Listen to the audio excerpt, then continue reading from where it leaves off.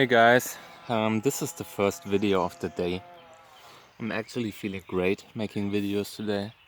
You know, some days you are totally overloaded with all the stuff, with all the videos you gotta make, you know, because you have like 20 or 30 plants flowering at the same time. But today it's just the perfect, it's the perfect number of crosses that I need to make, and today it will work much more relaxed than before. So, yeah, this guy is a beautiful orange flower. It already had another one that I've measured out, and it was something like 20 centimeters. This one seems to be a little bit smaller, but it's a gorgeous orange flower. I will show you the label. It's Flying Saucer cross with Cantora Gelb and Cantora Orange. It's a Reinhard Liske cross that I bought somewhere. Doesn't now. Yeah, I bought this plant last year, and it wasn't cheap. It cost something like 30, 50, 40 euro. But looking at it now, it's very well worth it. You know, something orange like this is always usable. You can always use these plants.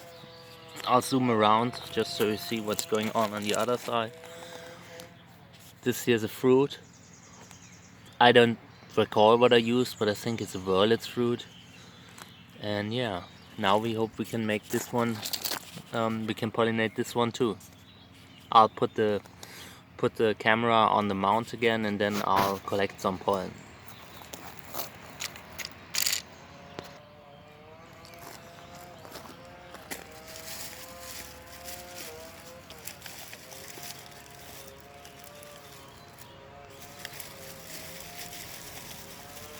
I brought me some bags.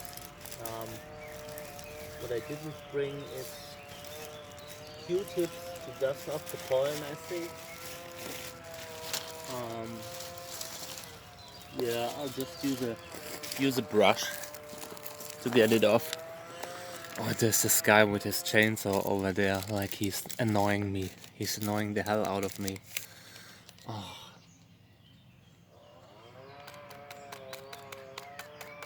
You know, in summer lately, I don't know what it is, but my area here is so loud. It's, I feel like my neighbors are like making, I don't know, there's wars. You know, there's war zones where it isn't as loud as it is here. You know, when you're like, my place is very, very far away and in the forest, and you have this amazing scenery with birds and everything, and then you hear this, like, you know, when two neighbors are like both making these machine sounds, it's really disappointing. Just a little bug. Go out, bug. Go out. All right. Sorry, bug. Well, it doesn't have a lot of pollen, unfortunately.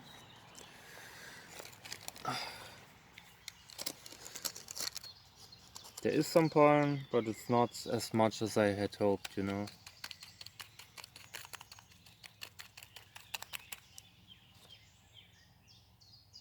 Oh, and there's an insect in my bag. Come on, come out, you. There's another one of these. It's back. I think this is the bug from earlier. He flew in my bag.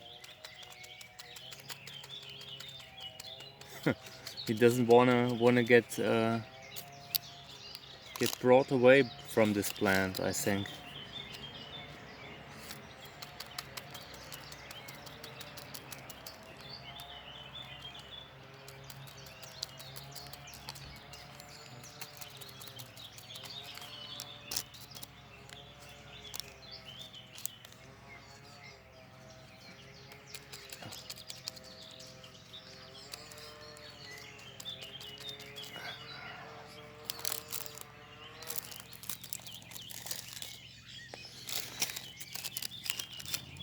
I try to get a little bit further down this road to get some extra pollen, you know. I'm a little bit disappointed because it doesn't have a lot of pollen, so I would really like to have this pollen, because orange flowers, you know, it's always good to have. I think I'll make another bag just with the Staubgefäße, just with these things here.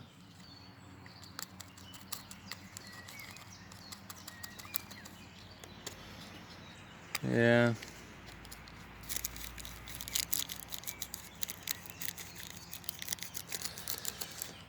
Alright, this is enough for the first bag. I'll be labeling it now too.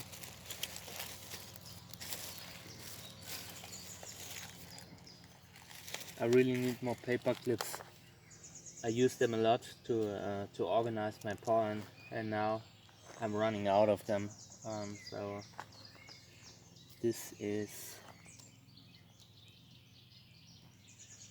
RL.2005.29 Flying Saucer crossed with Cantora Gelb, Cantora Orange. Orange flower, 20 centimeters. At least that's what it normally has. Oops! I knocked the camera. Felt like giving you another angle to see this beautiful sight.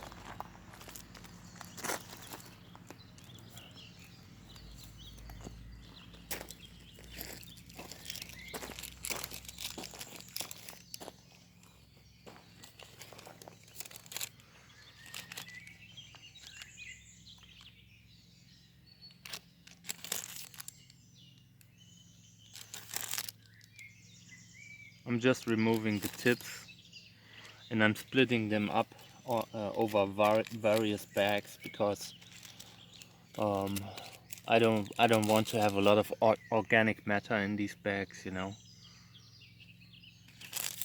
The more organic matter you have, the more easier it spoils and becomes unviable, you know. When I collect pollen like this, I only keep it for like a month or two, you know. If you collect pure pollen like I did earlier with with this flower, it stays fresh a lot longer, you know, because pollen itself doesn't have a lot of moisture, and when you freeze it, it freezes very dryly, you know. So the big problem with freezing pollen is humidity, you know. The temperature isn't the problem, you know. When the temperatures are higher, what kills the viability of pollen even more is moisture. Moisture in the bags is a big problem, and because of this I only collect pollen with these when I really have no other choice, and I only do it like, you know, I collect pure pollen first and then I collect these. I mean, I also removed them because it can cause self-pollinations, you know. So it's better to have most of the pollen gone from the flower after you make your pollination, you know.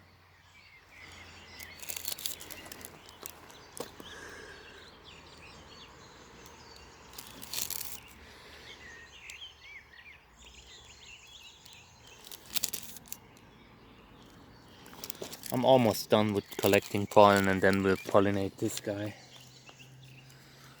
It has a beautiful tube with gray hair, gray to brown hair. I really like this hybrid. You know, it looked amazing on the photos. Sarah didn't like it at all, but I did.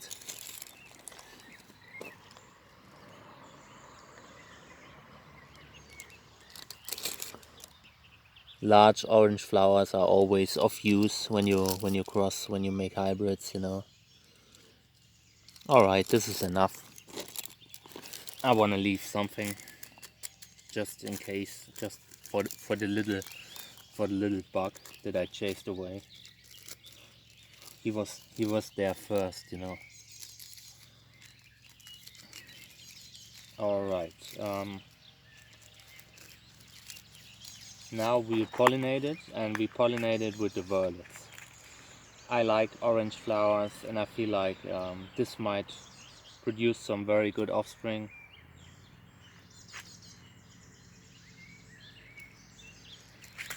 I brought some pollen from the violets.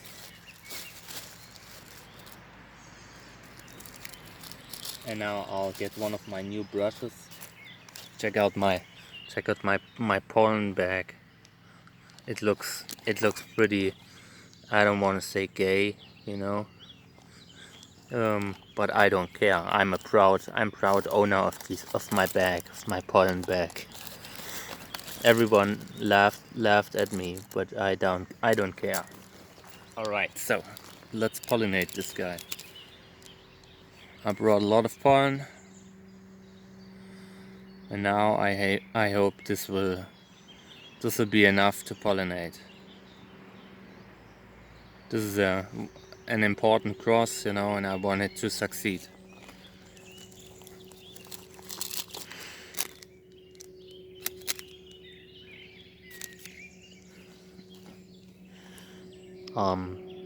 I'll get some more pollen just to be sure.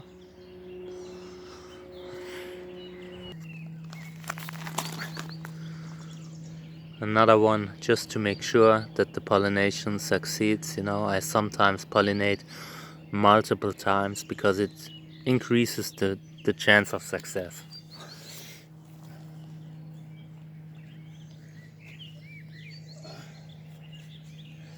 Alright, yeah, this is it, guys. Thank you for tuning in. I mean, I truly appreciate it. We've been getting so much amazing feedback from the videos, and I get a lot of mails by people who are just happy that we are doing this. So thank you, guys. I appreciate it. And if you want to support us, you can find us at patreon.com/Trichocereus. And yeah, our page is trichocereus.net. Take care, guys. Bye.